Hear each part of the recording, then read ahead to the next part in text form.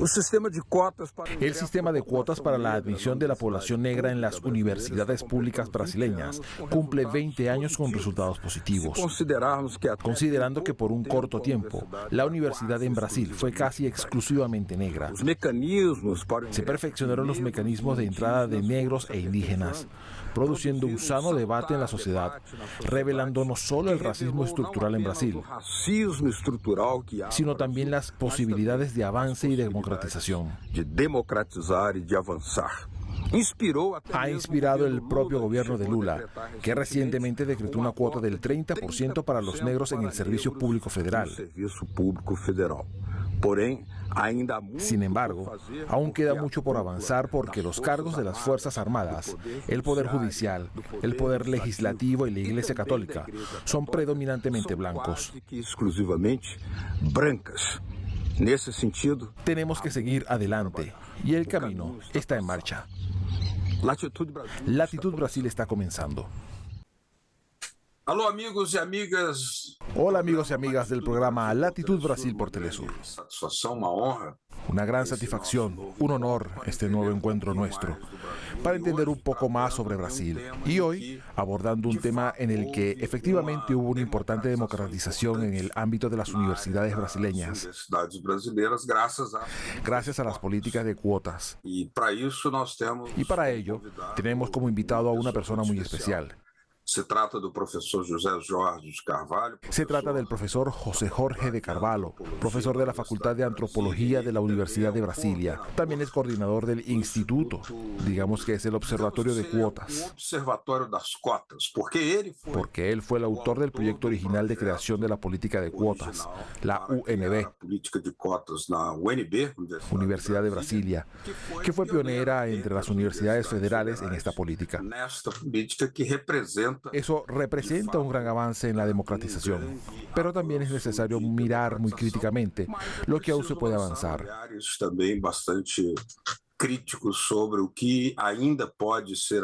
Lo que aún se puede mejorar y lo que depende de iniciativas internas, lo que depende de una situación más amplia. Porque sabemos que no todo es muy fácil en este sentido. Muy buenas noches, profesor José Jorge Carvalho a Telesur. Sea muy bienvenido al programa Latitud Brasil. Buenas noches, Beto. Es un gran placer estar aquí con ustedes. Cuando tuviste esa idea y presentaste ese proyecto de instalar la política de cuotas en la UNB, ¿de qué punto de vista partiste? ¿Cuál fue el malestar, la agonía de la desigualdad que hería la realidad de todos? Lanzar realmente esta propuesta.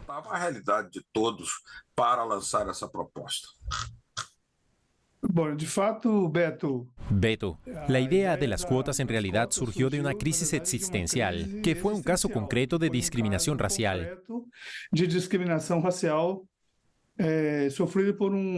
que sufrió un alumno mío, un alumno que vino a hacer el doctorado conmigo. Y como se llama Aribaldo, lo llamamos Ari, y pasó a ser conocido como Ari Caso, porque había hecho su maestría con Muniz Sodré, en Río de Janeiro. Como ustedes saben, es un importante profesor de comunicación, y vino a Brasilia para hacer el doctorado. Y en el primer semestre, obtuvo nota perfecta en las demás materias, y reprobó la materia obligatoria. Lo cual no es en circunstancias que cuando los observamos era inaceptable, era una represión inaceptable. Y como era una materia obligatoria, si faltaba a esta materia probablemente perdería el doctorado. Porque tenía una beca, y esa era la materia número 1.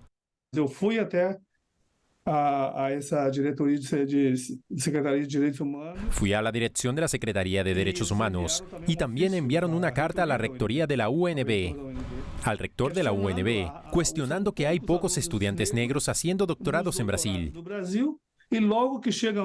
Y apenas uno llega, él es reprobado y luego no la completa. Pero fue el primer estudiante negro en ingresar a la antropología en 20 años. Nunca había habido un solo estudiante, y en segundo lugar, nadie había reprobado esta clase en 20 años. La coincidencia era simplemente inaceptable, pero de la forma en que la reprobación fue hecha, que después de esta larga lucha con una batalla legal, el Consejo Universitario obligó al departamento a aprobarlo. Pensé así, ¿y cuántos profesores negros hay en la UNB? ¿Cuántos colegas negros tengo? Entonces hice lo que yo llamo un censo de identificación, que como somos pocos, lo sabemos, nos conocemos. Sabía de unos 5, 6 o 7, y los demás compañeros hicieron lo mismo. Entonces varios de nosotros teníamos este sentido, y había 15 profesores negros de 1.500, es decir, el 1%. Meu Deus. Professores negros. Meu Deus. Esto es un escándalo tras otro. ¿Cómo nos podemos convivir ¿Cómo podemos vivir con esto como si fuera normal en una universidad? de uma universidade? Este es un completo escándalo. En Sudáfrica, en los días del apartheid, había más profesores negros que los que teníamos en ese momento. Tínhamos naquele momento. Ave María, Dios mío. Meu Deus. Aí eu fiz mais. Luego hice más. Hice uno de estos censos de identificación en varias universidades. Pensé que la UNB era peor, con un 1%, pero no. Muchos eran de 0,5%, 0,3%, 0,2% como peor. Muito pior. Piores ainda. Entonces, bueno, tenemos que hacer una propuesta de cupo.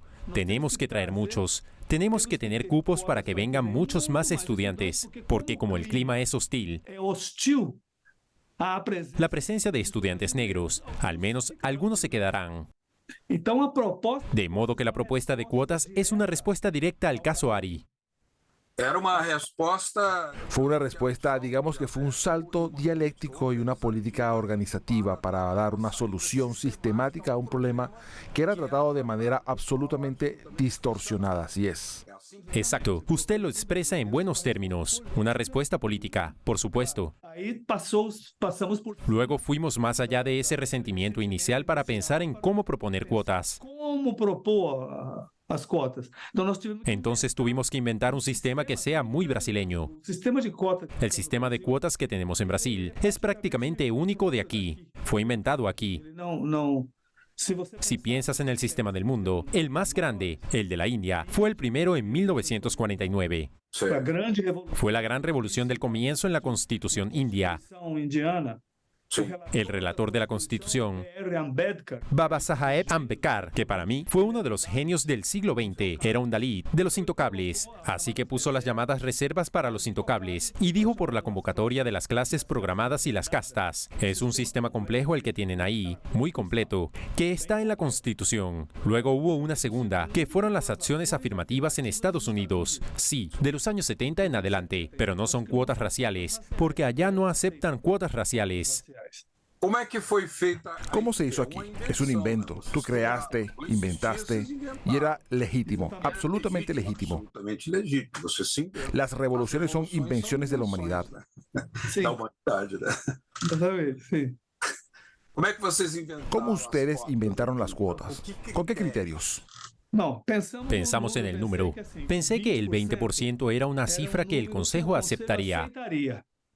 Tenía que pensar en cuál sería la viabilidad y la plausibilidad. Si ponemos un porcentaje demasiado alto, probablemente reaccionarían y no lo aceptarían. Entonces pensamos que el 20% también es lo siguiente. Si tienes una clase, digamos, con 30 alumnos en el aula, si tienes 6, es el mínimo para que también puedan trabajar. Estudiantes negros teniendo protección.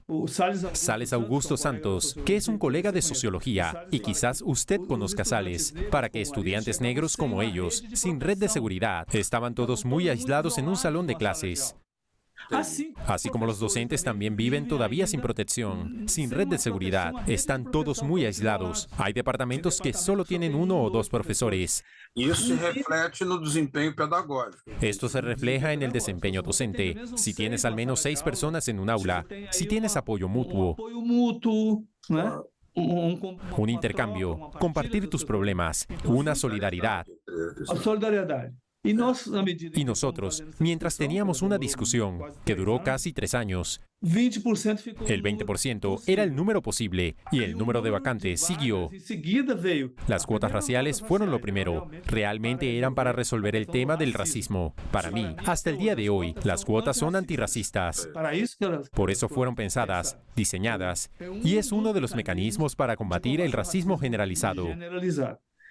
Los indígenas, A primeira vez que nós fizemos o primeiro la primera vez que tuvimos el primer debate y en diciembre de 2019, 2019, no de 1999, 1999, né? antes del cambio de la rectoría y en el auditorio de la rectoría, y se publicó en Correio Brasiliense que ese debate se iba a realizar. Luego vinieron los estudiantes, algunos indígenas, Porque tinha uma associação. porque había una asociación. Hoy dijeron, queremos. Rita Terena, una niña indígena, dijo, queremos ser parte de este proceso. Olha só. Então, nós saímos Entonces da primeira salimos de la primera reunión y a finales del 99 diciendo que habrá cuotas para los negros. Quiero decir, el porcentaje es como un porcentaje. La demografía de los pueblos indígenas es muy baja. No se justificaría el porcentaje de cuotas, de cotas, e sim sino un número de vacantes. Entonces definimos el número de vacantes para los indígenas y las cuotas para los negros. Este era el modelo de la UNB.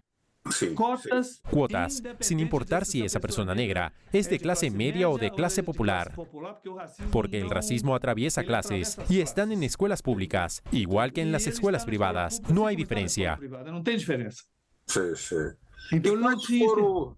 Quais foram os elementos que ¿Cuáles fueron los elementos que encontró a lo largo de este periodo que probaron su teoría inicial a teoria de vocês inicial e permitindo y que permitieron ajustes para mejorar las cuotas? fosse aprimorada? O que vocês ¿Qué descubriste en este precurso?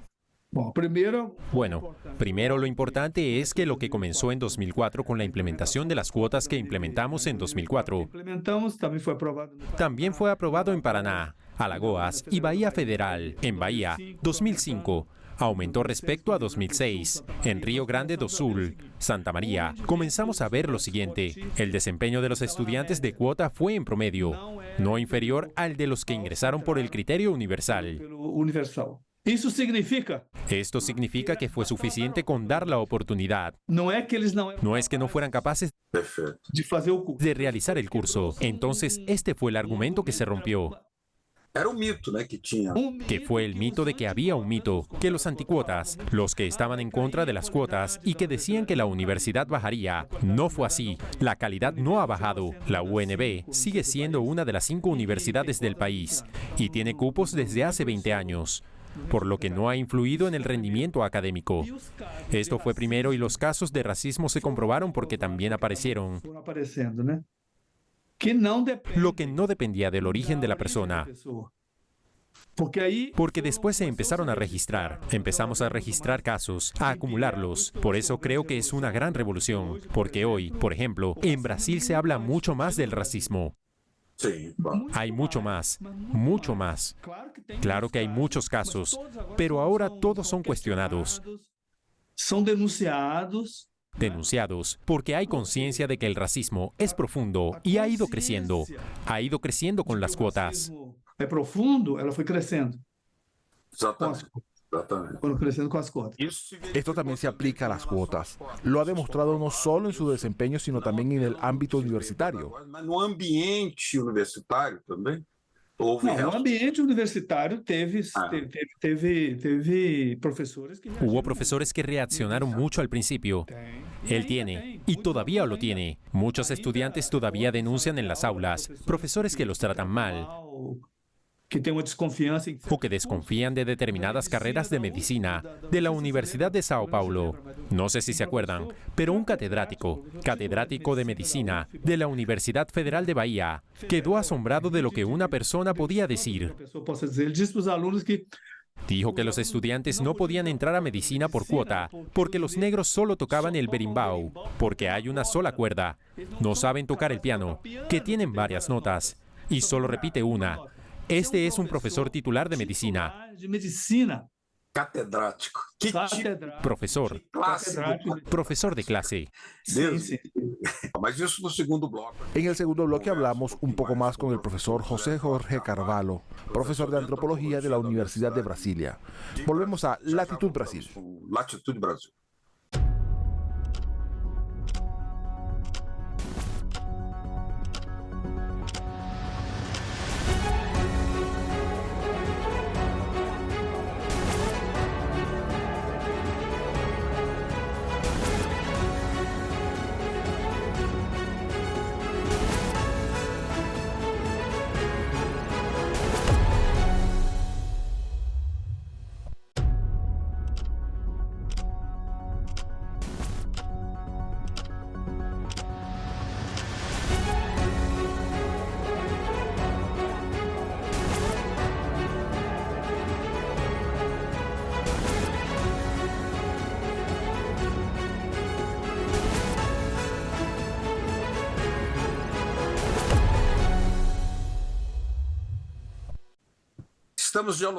Hablamos hoy aquí en Latitud Brasil con el profesor y antropólogo José Jorge Carvalho, profesor de antropología de la Universidad de Brasilia, uno de los coordinadores del Observatorio de Cuotas, que provocó una gran transformación en la universidad brasileña a través de un sistema de admisión para hacer una reparación a la injusticia que el racismo estructural, el racismo despiadado, que todavía existe en la sociedad brasileña, podría superarse para crear una nueva situación. Profesor, en el caso de una situación política, como la elección del presidente Lula en 2002, que usted inició antes en 1999.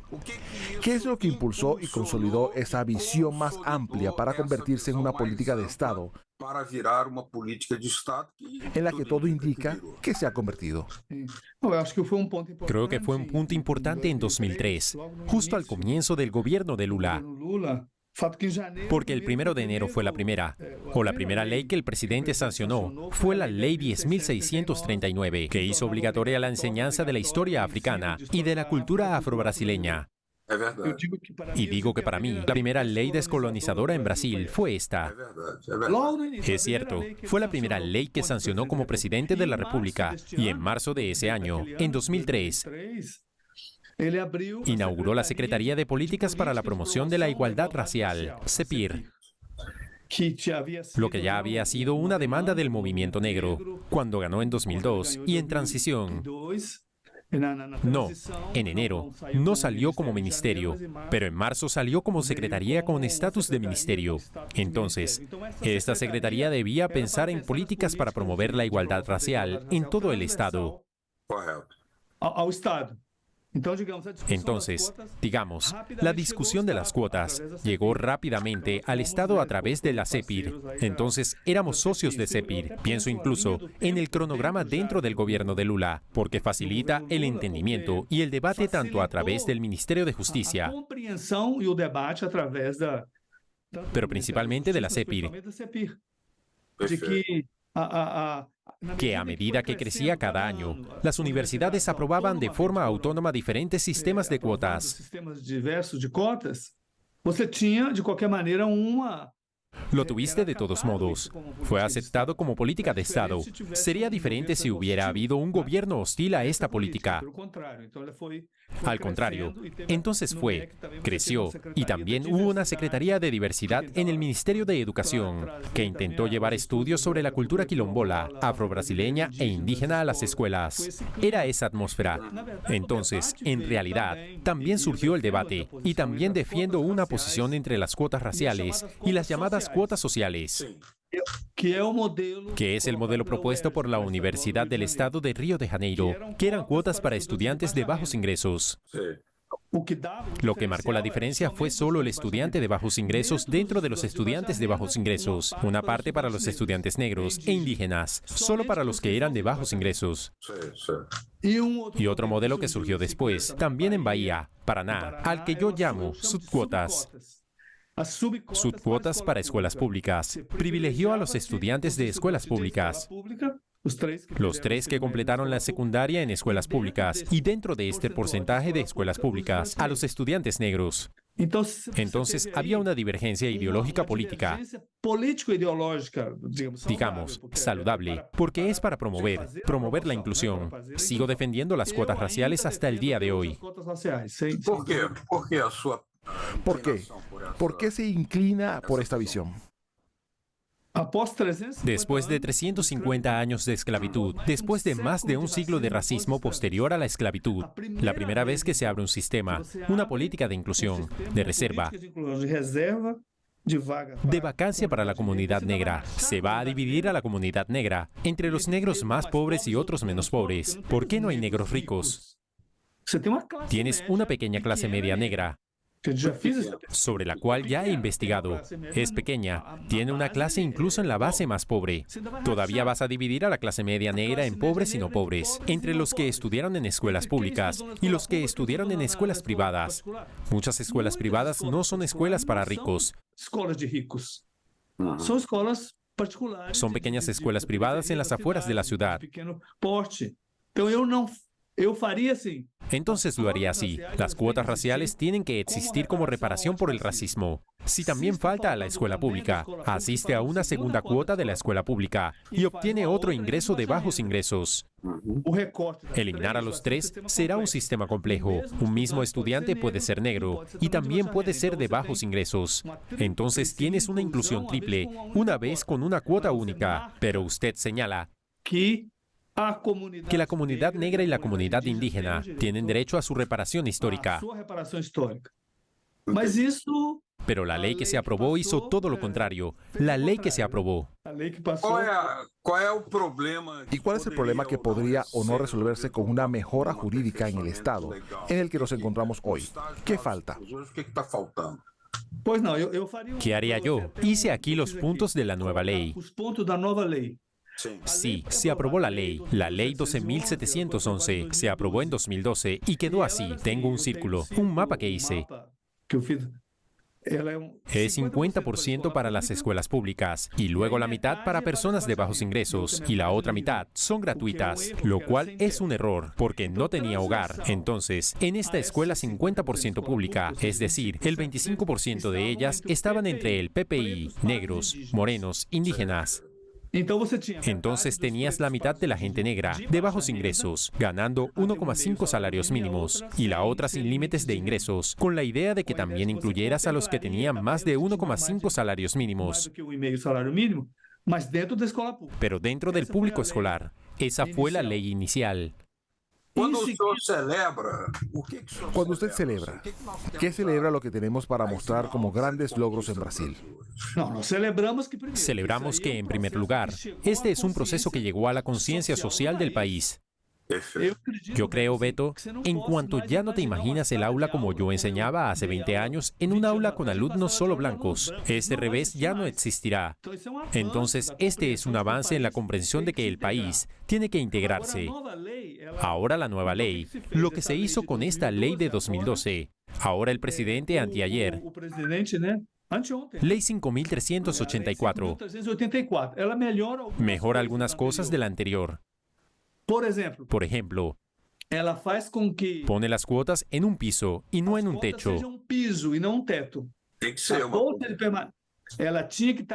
Tenía que estar vinculado a la partida de ley del presupuesto anual. Lo que Ambedkar hizo en la India en 1949 fue vinculante. Él lo inició por completo. Los Dalits tenían las becas y las cuotas. Sí. Creo que en algún momento también crece la conciencia de la permanencia, que hay que vincularla. En cualquier caso, es un gran avance para el nivel de sociedad que tenemos. Con el racismo todavía arrasando a plena vista.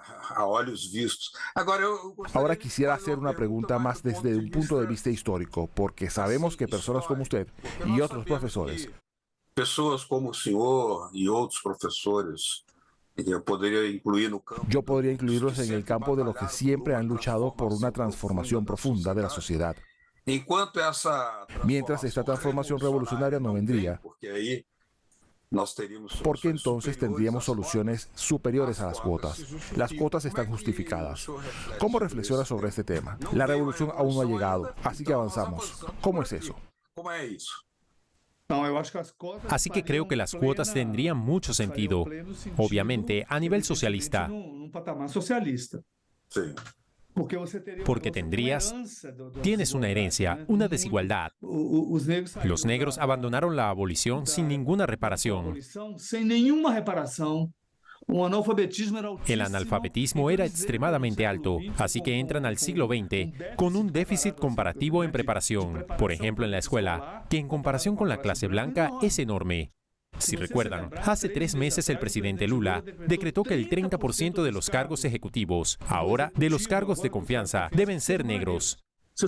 Si me permiten solo 30 segundos, quisiera recordar lo siguiente. En el punto en el que estamos en un punto que es lo mejor que hemos tenido. Este es el mejor año que hemos tenido en las relaciones raciales en Brasil. Cualquier año anterior, lo que no existió, por ejemplo, fue la ley del 30% de Lula. Pero entonces la cúpula del Poder Judicial es blanca. El Ministerio Público es blanco. La diplomacia es blanca. Las Fuerzas Armadas de arriba son blancas. Los profesores universitarios son blancos. El poder político es blanco. El capital es blanco. La iglesia es blanca. La comunidad empresarial es blanca. Entonces Venezuela, por ejemplo, es mucho menos racista. El poder en Venezuela está más integrado racialmente que en Brasil. Para dar otro ejemplo, podemos imaginar los dos procesos juntos. Una revolución social que busca la igualdad de clases y el acceso a los recursos y un sistema de cuotas que busca la equidad como reparación histórica.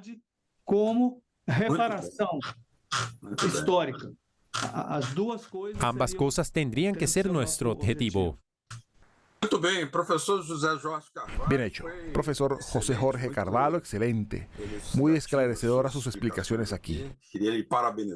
Me gustaría felicitarlo por ser el autor original de esta lucha y del caso Ari, que resultó en ese proceso de avance muy grande para la justicia racial y social en Brasil.